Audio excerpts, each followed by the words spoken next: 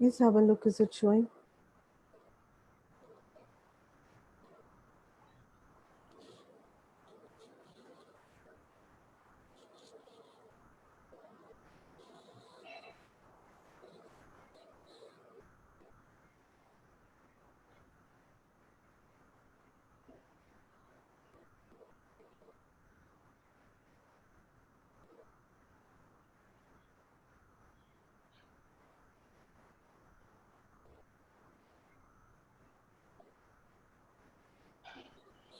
Okay, I think we are good to go. Just have a look. Is it flowing properly? यहाँ पे तो ठीक दिख रहा है. Okay, brilliant. Good afternoon, everybody. I am Dr. Anu Mehta. I am interviewing today Dr. Archana Kumar, who will be talking to us about Bhagavad Gita, chapter 5. And so let's welcome our beautiful guest, Archana Kumar, Dr. Archana Kumar. Hello everyone, namaskar. Uh,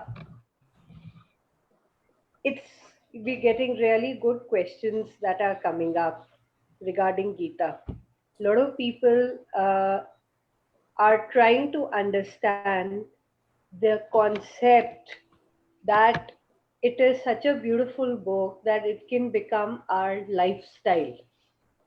The understanding of Gita, what we are trying to bring to you, is that it is not just a particular religion, caste, or sect that it is covering.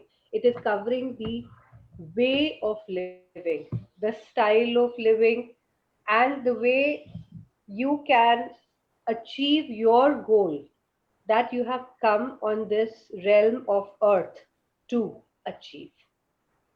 To put it very simply to you, living in Christian consciousness is what I talk about, and that is what is happening on the grounds of Kurukshetra, where Arjun is faced with the dilemma of to do or not to do. He is standing there to fight for the cause of his family, to fight for the honor and respect of his wife Draupadi, to fight for the dharma, the right, and against his own family members, against his own uncles, brothers, and his own family people. Now, this, when I'm talking to you, is the dilemma we all face day in and day out, interacting, living with our family members, and especially now during COVID time, when we were almost forced to be with our own people, staying in the four walls. Every day, otherwise, our family members, somebody would go for work, kids would go to school, things would move that way. But under COVID, under lockdown, we were forced to be with our family members, and that for some people had become a situation, a dilemma, a very difficult position to be in, to stay with all of them and to be happy in that situation. That is exactly what Arjun is talking about. And here we have already talked about the five senses, which I will just brush you up through. The basic five elements that we are made of, and the five senses or Gyanendriyas that we have. We've spoken about them in one of our chapter 3 where we were discussing. So you can just go online and listen to that video. Just to brush you up, this body is made of the Panch Mahabhuts, which means that the basic elements that are the earth. We discussed earth in very much detail day before. Earth, sky, ether, water, fire, and air. One thing worth mentioning was when we were discussing earth, and I mentioned to everyone that we do a basic gesture of touching the earth first thing in the morning and just taking the dust or these, touching the earth and putting it on our head, giving it the respect the due that we should be in full gratitude of what all we are receiving from the earth. And not only today that we are living, it's been generations and generations of our family who have been receiving from the earth and what we have been giving to the earth. Similarly, we had a conversation of the fact that we all have a tendency to go back and join the place, the beginning, the origins of us. The way I had mentioned that Atma always has a tendency to go back, and once it leaves the Panch Mahabhut, the body, it will ultimately go back to Krishna consciousness or the supreme energy or the Paramatma, where I had also mentioned that this is not the only realm that is there. There are many realms.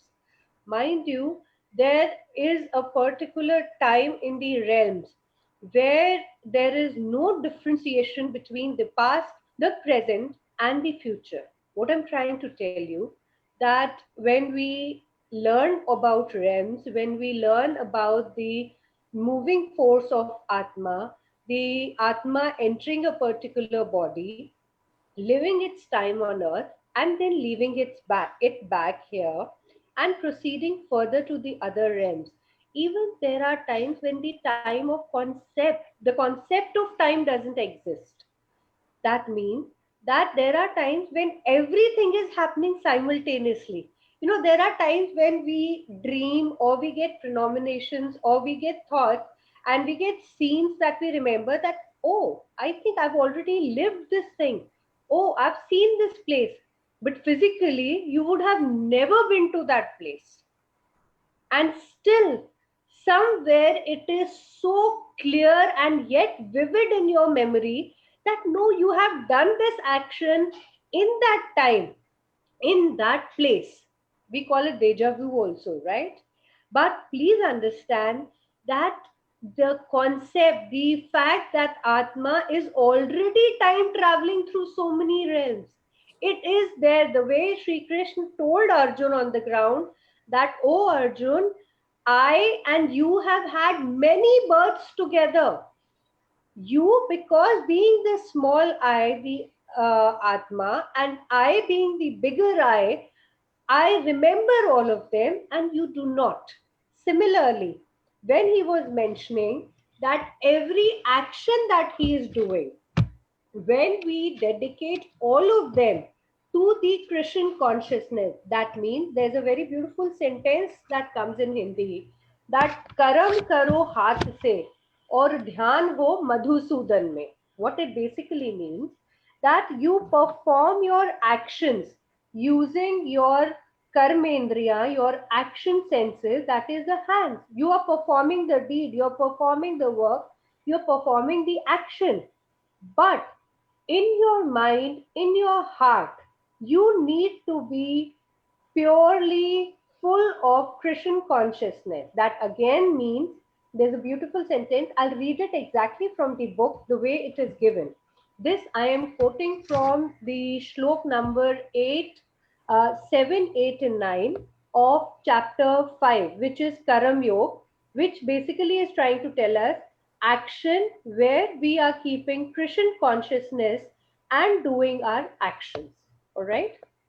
Now, here it is said that one who takes the path of liberation, one who wants to liberate, has the tendency of doing his action in the body, in the Panch Mahabhut, keeping the Krishna consciousness alive. The shlok goes, one who works in devotion, who is a pure soul, this is shlok number 7, and one who controls his mind and the five senses. See, again and again, Sri Krishna is mentioning the nigra of the five senses, the control of the senses. We've already talked about the tongue and the, I think, earth elements in detail, including water we spoke about. But please understand that these five senses, when we are talking about, They are the one which initially Arjun mentioned, that they are the one which are out of control. And because he has no control over them, it is like if you have a chariot and there are five horses tied to that chariot, and the person who's sitting on the chariot has no control over the horses. Can you imagine how haywire the chariot would be running? It is the same way. So, Archana, what according to you, and I need to clear this again because every time we use the word control, Yeah. we need to really understand and be very mindful now. What is Hmm. control according to you? Because if I was to sit down and consciously try to control over my sight, my hearing, my taste, Yeah. how do you do it? How do you do it? How do you control? The next flow coming after this is exactly the same, Anu. I'll be describing it completely in that. Here, it is something like I'll complete the shlok and then we'll proceed further. A one who controls his mind and his senses is dear to everyone. That means he is dear to everyone and he is dear to Krishna consciousness. And similarly, everyone is dear to him, whether the person is nice to him or not nice to him, material or immaterial. Everything and everyone is dear to that person. Further, it says, though always working, always in action, always doing the karma, such a man is never entangled in the sense gratification. What that means, I'll clarify this. And here the concept of control will come back again. That we have these senses: vision, hearing, taste, smell, everything. All right, touch. Now, I remember mentioning that these senses, they actually have the strength to overpower our thought process and take us in the direction which they want to go. It's something like if you see a beautiful woman, the times you're, or a man, I mean, doesn't matter, you just have the tendency that your neck would turn in the direction and you might even follow the person to a certain extent. So, what is happening? You got carried away by that beautiful, it might be a person, it even might be a beautiful scenery. There are times when you go to the Swiss Alps or you go to a beautiful serene lake or any place where you see that beauty and you are caught up there. So basically you are gratifying that sense of vision there. All right. Now, what Sri Krishna is saying, that first of all your actions should be devotional. How can your actions be devotional? How can your karma be devotional? How can you become devotional? That is why he's saying that a person whose actions are devotional and whose soul is pure, only through the purity of soul you will be able to have the control over the five senses. That yes, the vision is beautiful, this lake is beautiful, the person is beautiful, it was a pleasure looking at the person, lake, or the sight, but that ends there. It does not take you into the vice of lust, it does not drag you to that. That is what control means. That once you are seeing something, it's something like you watch something that's pretty sexual and you tend to get into lust and other perversions or thoughts regarding that. So that is where the control comes, because you need to be discreet of what you're seeing, what your mind is perceiving, and again thoughts happening and your action, because you will take an action after that, right? It doesn't end there.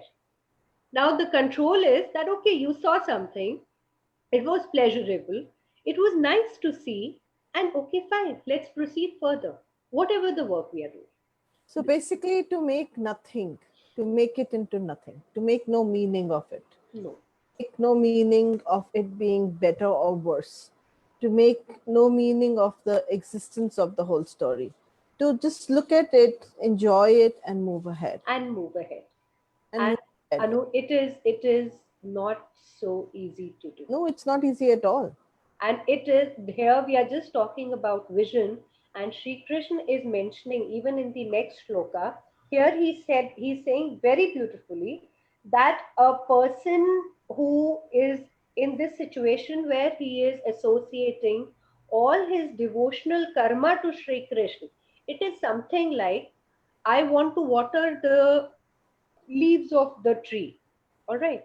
So I know that if I water the roots of the tree, automatically the water, the nutrients, the potency, the potence shall reach the end branch, the leaves, the fruit, and the flowers.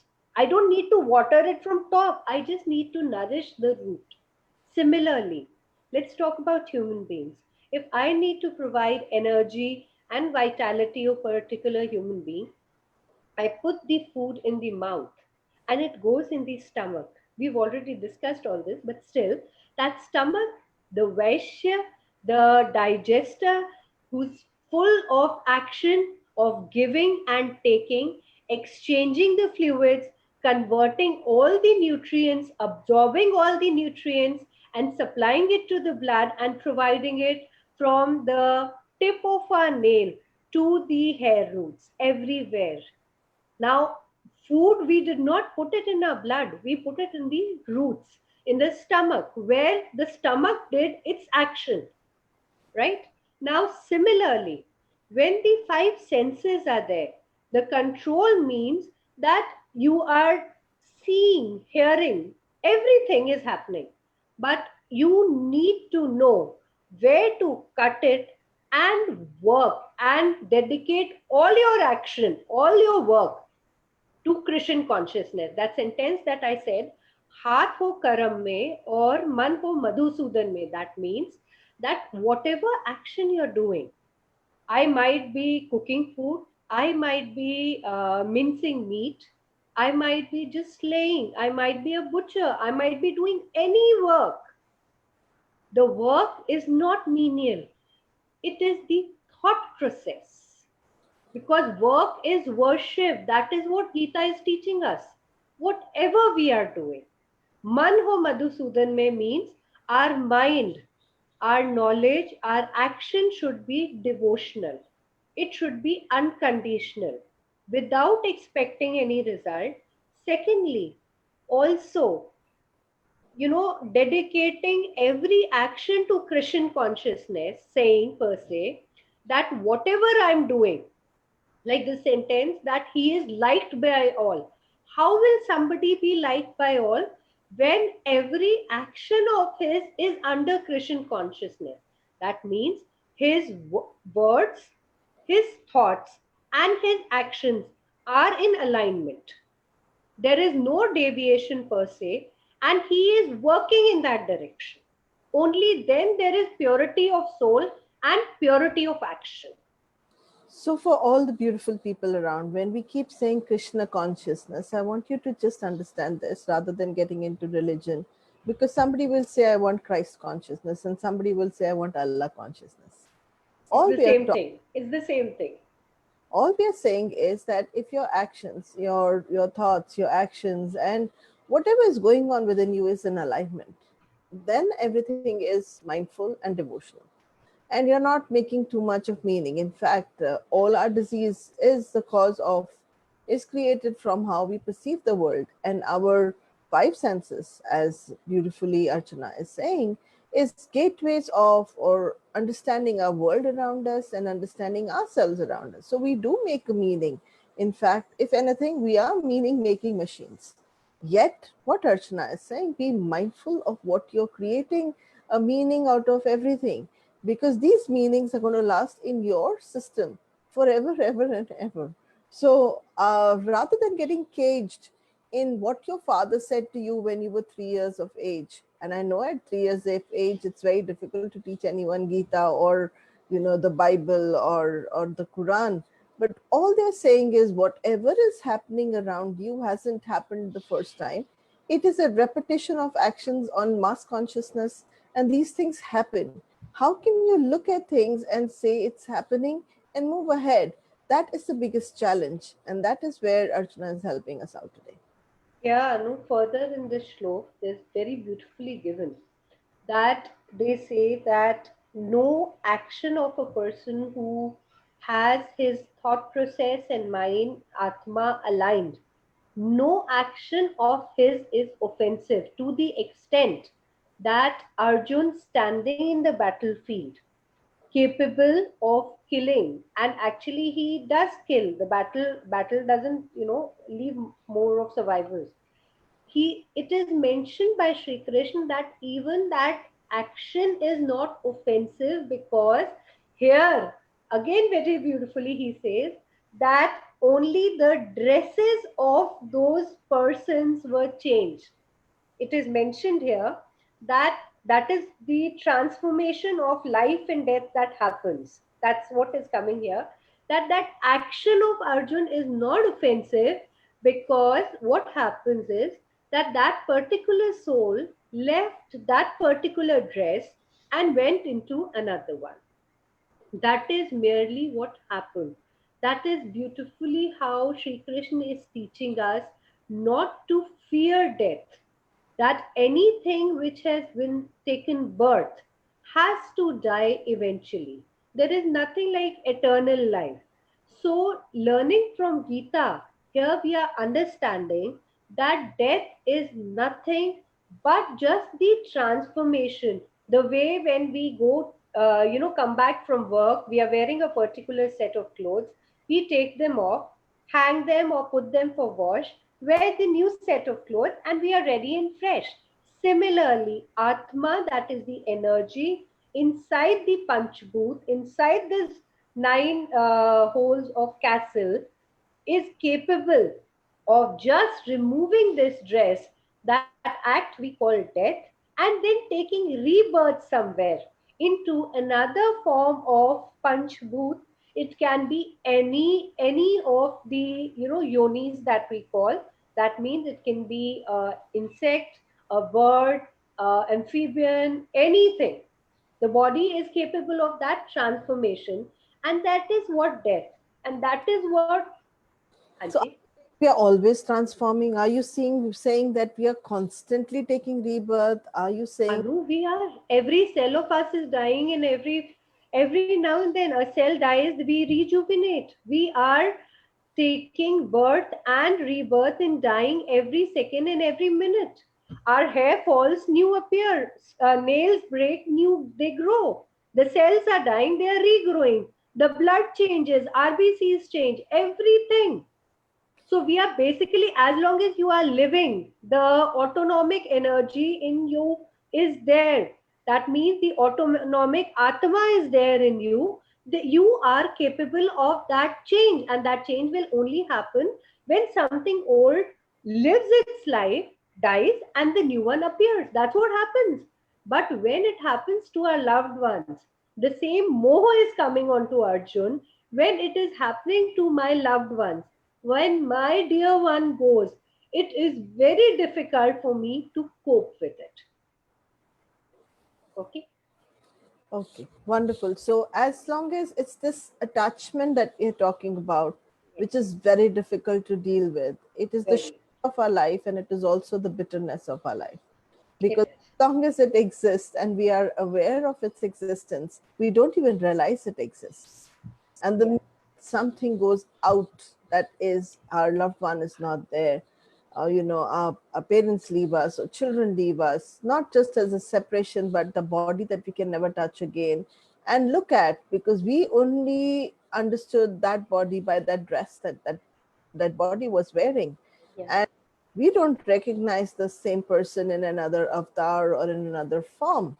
So we think that the person has disappeared and we cannot hold him or touch him, which is basically the first sense of our growing up, and we cannot feel the vitality, and that really hits us. I think, Archana, more than hitting us that this person has left, it also brings us to a realization that we're not going to be there in this world forever, ever, and ever. Anu, that is a fact. That is an absolute fact. And Sin, or whether we are crying that we are never going to be forever, ever, and ever. Anu, that is the only reason why Sri Krishna is telling each one of us that we have to learn to live for the present. Again, if we have got, if you know, the like, I'll give you a very small example. We lost my mother-in-law at 2:15 at night. Suddenly, it was a heart failure. All right. Next morning, she did not get up, but we all got up. We all were there in the physical sense of our body. She was there in that body. The body was there. That all this was there in my mind, running like crazy and not able to perceive. But as more and more I'm learning Gita, I'm reading Gita, I'm understanding that difference between her being and her not being. She was right there in front of me, but she was not there. That hit me, and it led to me this understanding that today, we say that apne kaam utar ke baitho. That means whatever goals in life you have, whatever aim you have, if you've achieved it till today, excellent, great, all right. But for some reason you are in the process of achieving it. Live today to the fullest. When you get up in the morning tomorrow again, live tomorrow again with the same gist and gist. This thing, this episode, this actually led me to understand and feel the fact that we are so fragile and yet not so fragile. The shock, the situation that we went through, I can totally correlate with what Sri Krishna is telling Arjun, that only I'll read this to you. So, spiritually, no one was actually killed on the battlefield. Spiritually, no one was actually killed on the battlefield of Kurukshetra. Similarly, in our lives, no one is actually killed, only their dresses were changed in order by Krishna, who personally was present there. Similarly, in our lives, when the transformation from one Panch Mahabhut to the other realm or the other change occurs, we, the Krishna is present there in form of that Atma, witnessing the change. All right. And therefore, O Arjun, we all are Arjuns, while fighting on the battlefield of our life or Kurukshetra, fighting the battle, we are simply carrying out the action or the order or our karma or our work or our activities that we are supposed to be doing in this body. Such a person who does his action just understanding that you are supposed to do, this is your duty to do, such a person never entangles in the reaction of the works. Whatever happens, such a person does not entangle in gratification of the senses. Such a person devotes every action to his duty or his Krishna consciousness or his duty to the birth that he's taken place. Any work, a doctor, an engineer, an architect, a surgeon, any birth, any action, any profession, a teacher, a lawyer, a student, a potter, a butcher, a cobbler, anybody, whoever is doing their action with the full sense of duty. Duty is what we are referring as Krishna consciousness, is devoting his life to that action and is liberated from the offenses of life and death and that action. See, very beautifully, Arjun is even pardoned of killing those people on the battlefield. Similarly, we have a tendency of, even killing our loved ones in our thought process. Have you ever thought of that? For some reason, if our child gets delayed from the school or the work, or our partner gets delayed, or anybody, our loved one gets delayed, do you know, Anu, so many times we kill them in our thoughts. God forbid shouldn't have happened, or this might not have happened. Similarly, here Sri Krishna is saying, not only in thought, even in action, you have to get over it, devote it to the energy, and you will see you are not responsible for anything. But the condition is same: devotional service and purity of soul.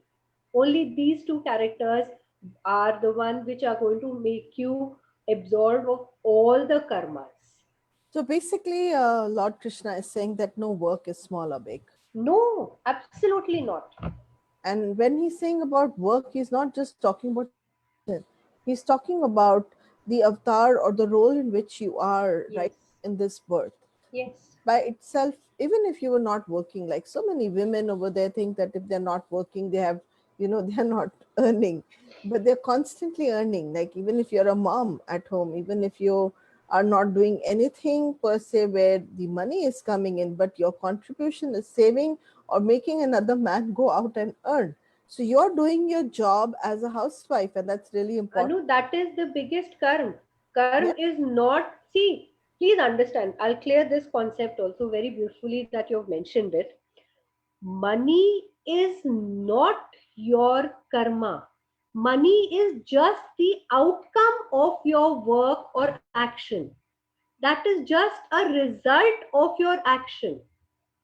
Money is not what you do, money is not karma. A mother doing her work, her things in the house, her karam, a toddler who's roaming about in the house, that is his karam. All right. A baby who's whiling away in the, let's say, pram, that is his karam. It has nothing to do. Money is just an outcome of that karam. So money ke liye we don't work for money. We get money. Yes, we need money. It is very essential. But money is just the outcome of whatever karam or action you are doing. I am a doctor. I go practice in my clinic. I work. I love doing my work. And I get the gratification, the satisfaction, the happiness by seeing one patient getting healthy. I have got the result of my karam. Money is just the exchange that I'm getting for my services. That is not the end, mind you. We all just relate money to our work. No, please understand that is just another result of your work.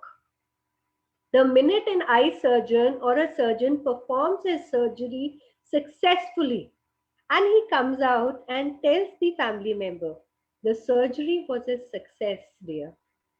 He gets his result of that action, that satisfaction. That is what we are thriving for. Money, of course, will come by, and the level of your input in your action or karma or duty. You know, if you focus on money and do your karma, you will never get money. But if you focus only on your activity, only on your karma, only on your action, and do it the right way, money, that is going to be like what we call in Hindi ke Lakshmi to Vishnu ki dasi hai. That means that money basically will fall on your feet because it is the slave of action performed. If you're doing your duty, if you're doing your karma, if you're doing your work, it has to come. Where will it go? It has to come. I can't hear you, Anu, you're muted. I really need to ask you this question, and I think a lot of corporates today will understand when I'm asking this question. Yeah. 2008 saw the recession. and saw Yes, it did. it was about money as a end result. At Hmm. the industry, it was more about the money. It wasn't about people's satisfaction. It was about their personal satisfaction. Hmm. And the whole banking industry, the whole industry went down completely. Right now, Hmm. during it was a mass greed that we had, Yeah. where was, it's very interesting how demonetization happened in India. Then we had a lot of other things happening, and right now the COVID. Hmm. Now, whether you're a man or a woman, you have two type of people.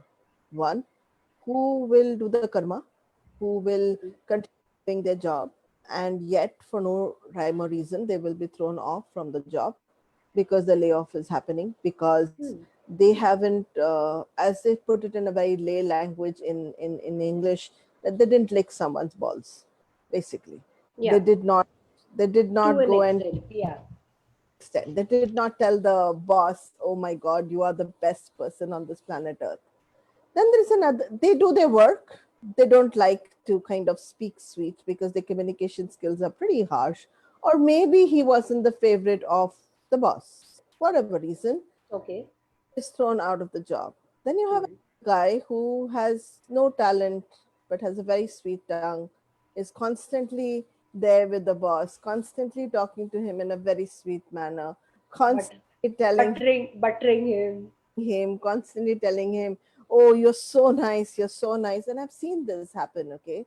I'm not talking from books, I'm talking from No, no. Practical. This happens. We see it. We see it. and that person stays behind, and that's the person is still given the job, he gets the bonus, he gets the shares, and he does what he does. Now over, let's say, 10 years or 15 years of time, the person looks back and says, "I did everything that was right according to moral values. I did everything according to the Krishna consciousness. I Yeah. devoted myself, and yet now I'm sitting at home without a job because there is no job in the market.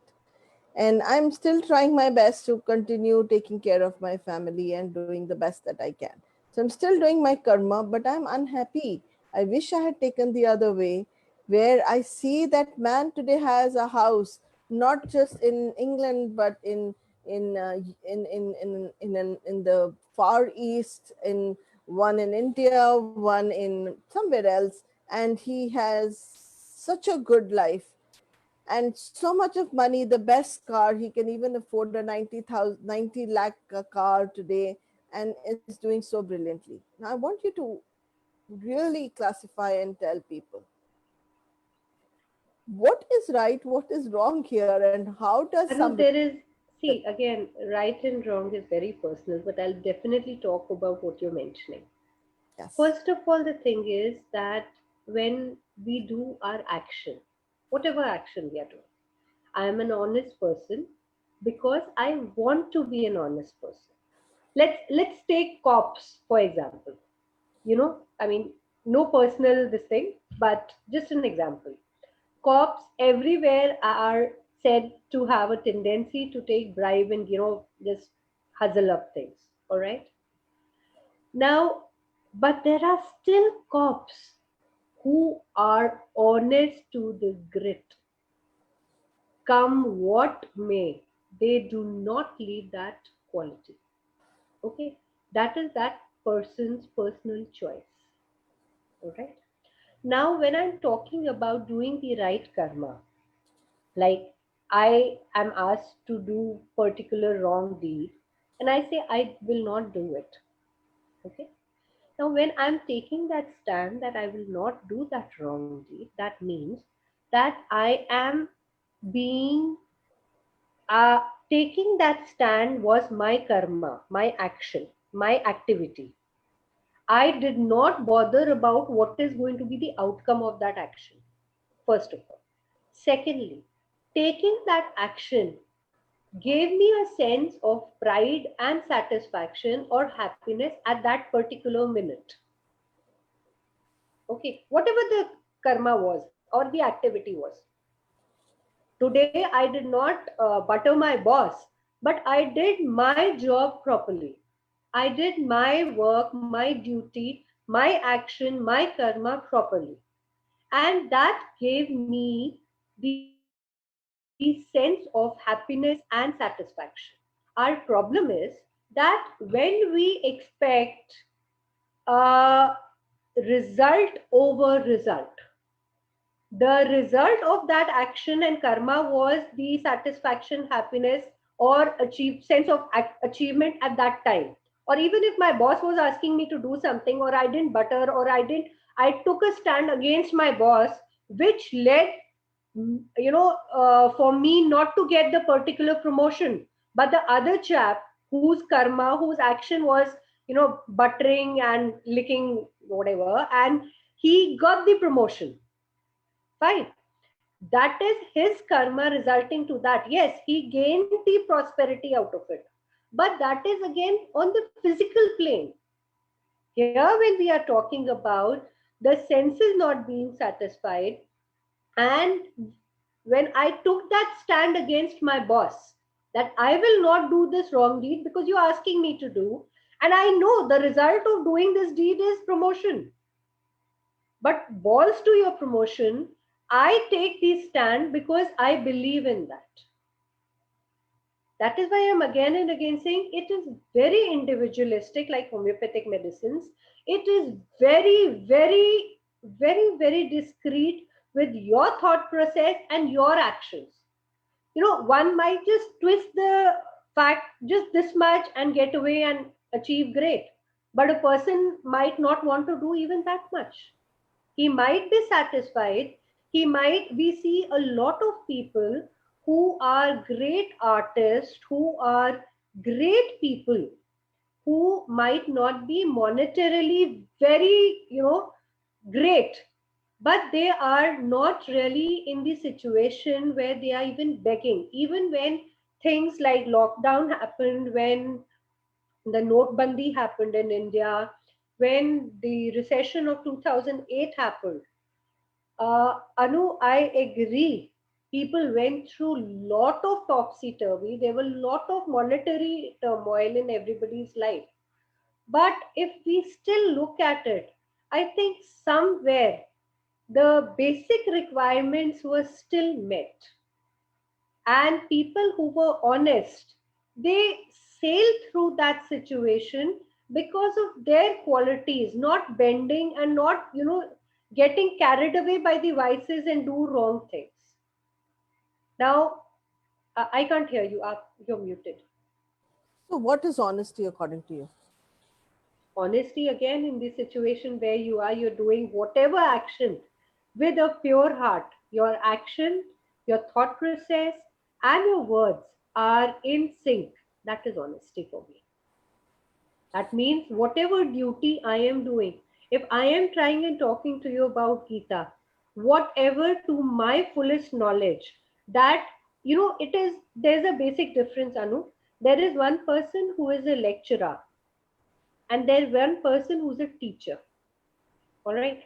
A lecturer can be a person who just, uh, learns something and just gives a lecture on the topic. A teacher, probably, or a preacher, is a person who not only learns the lesson, applies it to his life, and then tells it to somebody. And when you are doing that, the effect of that sentence, for example, I'll give you a very small example. There was this particular saint. A lady took her 8-year-old son to the saint and told him, I think it was Mr. Gandhi. I don't remember the clear who I'm referring to, but that's what the episode is.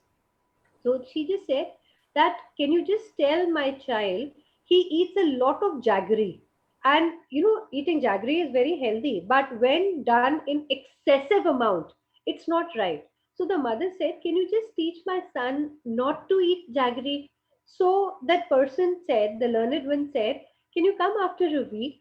So the lady said, okay, I'll come after a week. So she thought probably, he'll do some prayers and bless him and give him a gift to something he'll do that will make the child leave jaggery. Now the lady went back to the person, the learned one, after a week, and she said, I do you remember I came to you? So he said, yes, yes, you came with the problem of your son eating too much of jaggery. She said, yes. So he said, okay, child, I will just ask you one thing.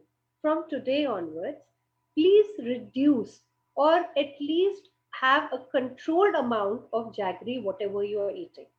And if possible, stop eating so much of jaggery.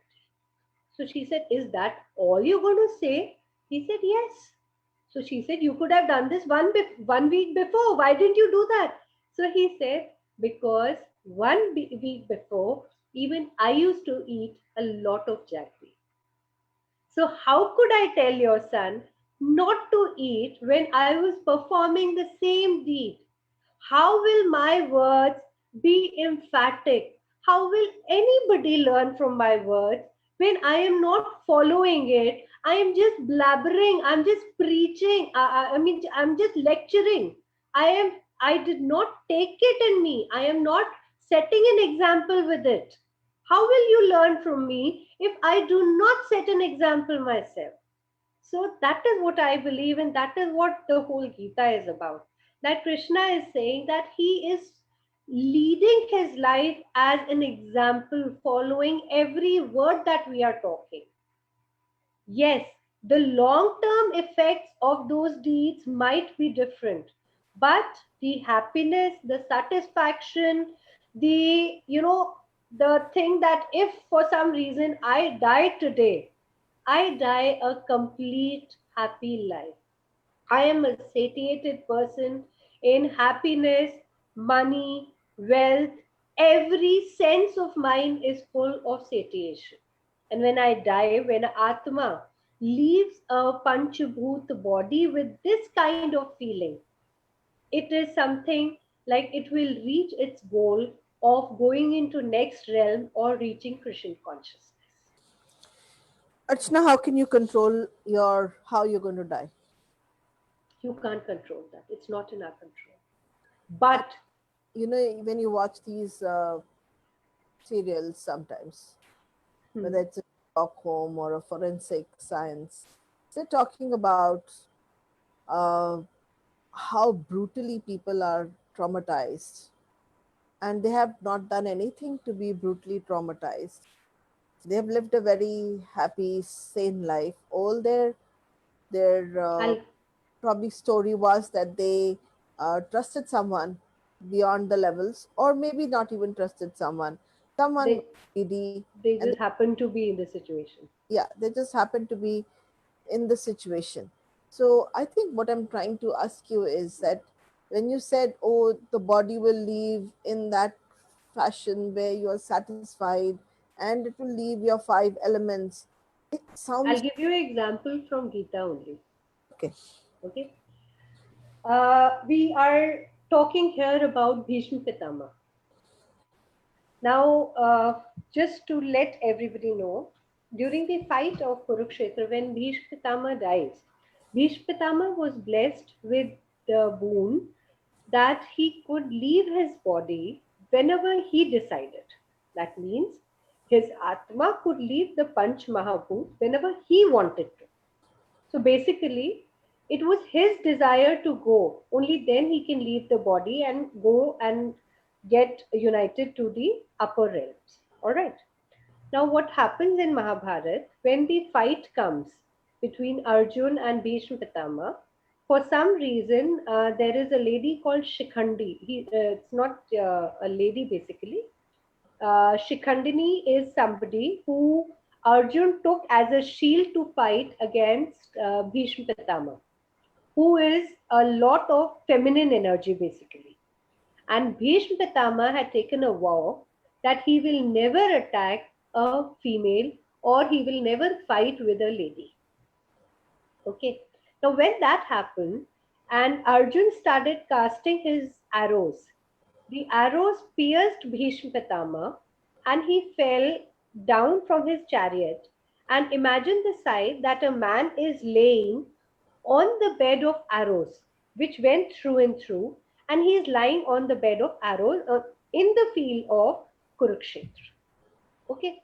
Now, because he was given the boon to die whenever he wanted to, one evening, the day the battle between Arjun and Bhishma Pitama took place, Sri Krishna visited Bhishma Pitama in the evening after the war. At, in those times, the war would start in the morning, and with sunset, the war would end.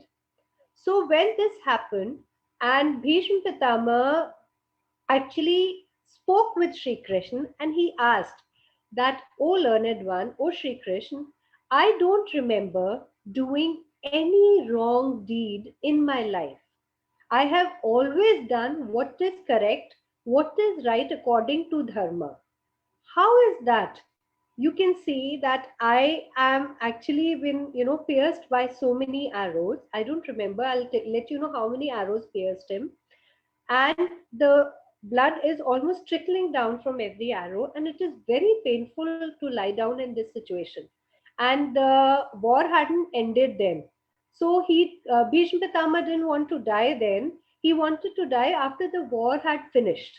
Okay, so now just imagine that if he died on he had this accident on a particular day, for how many days he was lying there on the bed of arrows. All right. Now, when he asked Sri Krishna that, what is this? Can you tell me? I don't remember. He also had the divine vision that he could go back in past and see the other realms. He was capable of doing that the way Sri Krishna could. He said, I have gone back to all my 99 pre-births, and I don't remember doing any such deed. Can you tell me why am I being punished like this? It's a curse, it's a punishment. Imagine on that arrow and blood trickling and pain, and it's agony actually. All right. So Shrikin said that, oh Bhishma, it is a fact. Go back to your 101st birth. You were a kid then, you were a prince, and you were a very righteous man, even a child, even that time. You were riding a chariot, and suddenly a snake appeared in front of your horse. You stopped your chariot, and with your arrow, you picked up the snake so that it couldn't get crushed under the legs of the horse or under the wheels of your chariot. And you just threw the snake aimlessly. And when you threw the snake, it went and landed on a barbed wire. So the snake was pierced in umpteen number of those barbs, and it died that painful death of trickling blood, the way you can imagine a snake lying on a barbed wire, what the situation would be. So that was your karma, that was your action in that birth, which has come down to multiple folds in this birth. Now, if like this was given in Gita, this is given there. And it was so beautiful that you asked me this question. I just remembered this, that it is not, it might be any action which you even do subconsciously. He did not, he didn't want to kill the snake under the chariot. So he moved it. But even that much, that is why we say that we have to be pure. Please understand, Sri Krishna uses the word pure, purity of senses, purity of mansa, vacha, and karmana. Your words have to be pure. Pure does not mean saying something, meaning something. Your thoughts have to be pure. There, Bhishma Pitama had the purest of intention of not killing that reptile, but his action by mistake did what it did. So that came into multiple folds, and this is how he dies in this particular birth. So, what I'm trying to tell you is that yes, we might not know what we are doing, but Anu, in our day to day life, there are so many thoughts, so many actions, so many words, so many things we do which are very hurtful to I don't know how many people. We don't intend at times. So, and you must have realized that there are times you're just walking through a door and the door hits your elbow very badly, and it hurts bad. Now, what did you do to the door? You don't know. Why did it hurt you? And the door didn't come to hurt you. You went and got yourself hurt. The door never walked. You walked. So we don't know. What we've heard, how and when. They are just small reactions that we pay or repay. I hope I'm able to clarify what you asked. Absolutely. What you're saying is that you do not know when you hurt someone for you to have that kind of a grave death, You don't know. kind of a grave tragedy in your life. I also believe that's a great way to kind of understand it. My curiosity goes beyond that now. My Okay. curiosity says, how am I going to make sure that I'm going to be, the word that comes to me is I'm going to be a goody goody person always. And that's not possible. No, it's not. It's not. That's why we humans, we say इंसान गलतियों का पुतला है. We say human beings are the puppet of mistakes. All right. We take birth in this form with intellect blessed upon us so that we can rectify and similarly do our karma without intentionally hurting somebody. What happens unintentionally, that's why even when, if you remember, like Christians have a way where they go to the church and they ask for forgiveness. Even Jains do that. Even Jains, yeah, they do that. All right. Now, what is that? When we talk or we ask for forgiveness, what is that? We say that whatever action, thoughts is the same thing, consciously or subconsciously. First of all, they agree to the sins that they have committed consciously because they are the ones that you remember. You know, yes, I consciously did this wrong, I cheated, I lied, I did whatever the list is. All right. Once you're done with that, you again say, oh God, oh Lord, forgive me for the actions or thoughts or the hurt that I bestowed on other people unconsciously, because things happen even unconsciously. You do not intend, but it just happens because probably the other person's temperament, thought process, action, karma are different. He might perceive it in the other way. So that is an unintentional karma. And that is what Sri Krishna is saying, that I, your Atma, will always, that conscience, that thought, there is always a knock even before the robber wants to go and, perform robbery. Something inside, where I remember mentioning the episode of Valmiki ji, something inside, that conscience of us, that Atma that knocks, tells him it is not the right deed, but you still do it, you still perform it, right? So that is what I'm coming down to. We ask for forgiveness for anything that is even unconditional. And yes, knowing fully well, we should be very wary of our thoughts, actions, and words. Not to be good to anybody else, Anu. We should be at least honest to ourselves. If I am cheating somebody, I should at least not fool myself that I'm cheating somebody. I should know, yes, I am doing something that is wrong. Accept it in myself, because other person might, perceive it or feel it. That might be very secondary. I'll give a very small example here. There was a particular teacher who had two disciples, and he gave them one pigeon each. And he said, okay, fine. Wherever nobody sees, just go and kill this pigeon and come back. One of the disciple goes into the deep forest, twists the neck and comes back.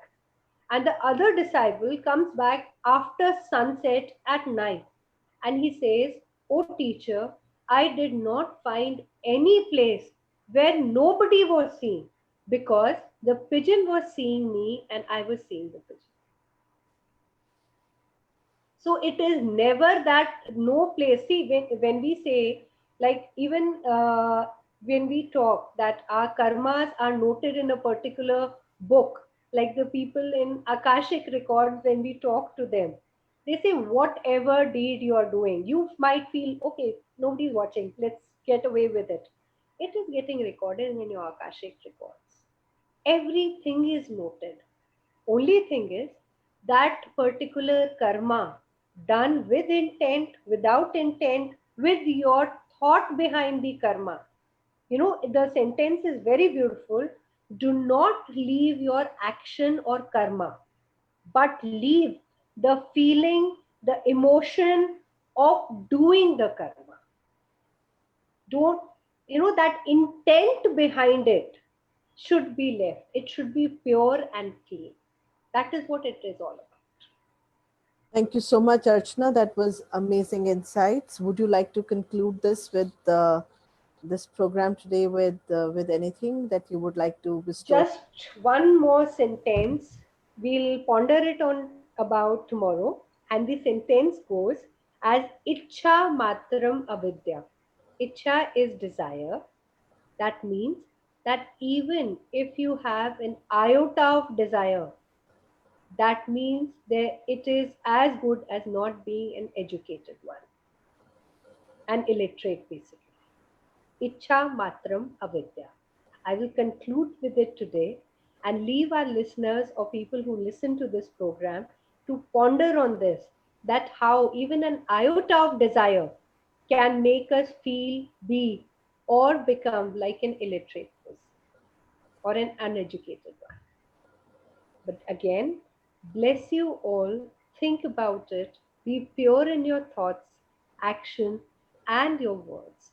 And you will be absolutely liberated of this beautiful life that you're living. I would like to tell people this is not about inducing fear into anyone and saying, "Oh, I didn't do my deed well today and something horrible is going to happen. I'm going to get punished." No, These are opinions, these are understandings which are from Bhagavad Gita and from various other cultures. We are looking right now at Bhagavad Gita. The whole idea is live your life to the fullest, be authentic to yourself, and be in a devotion to what you're doing. Be honest to your job, to your duties, to yourself. Be authentic. Don't want something and do something. And I give you a very simple example here. I want to get out of the marriage, but I'm staying back because I'm scared of the society and what the society will say. Now, that means you're being inauthentic to yourself. exactly. You're scared of the reaction of your action. Yes. And those are the consequences that you will deal with. When they say authentic, they're talking live and walk what you believe in. And whatever you are doing, do it with conviction, do it with consistency, do it with love, do it with devotion. Even if that means you're going to kill someone and that's your job, like the guy who is actually giving A butcher, yeah, not just a butcher, the one who puts the executionist. executionist. The imagine standing there and putting a rope around the guy and saying, "That's my job. That's what I Yes, get paid for," and that's a very difficult job. very difficult. Understand how difficult that job is, and he's still performing it because someone needs to do it.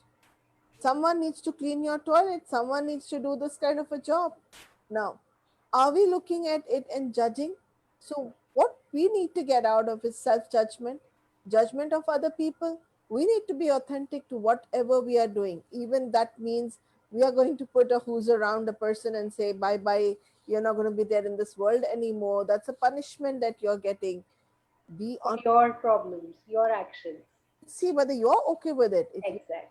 with it, the world needs to be okay with it. And Yes. you're living your life for the world, you're living your life for yourself.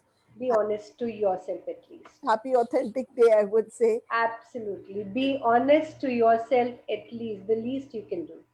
Absolutely. God bless. God bless. Thank you so much for Thank you. continuously watching us and see you again. Bye bye. Thank you.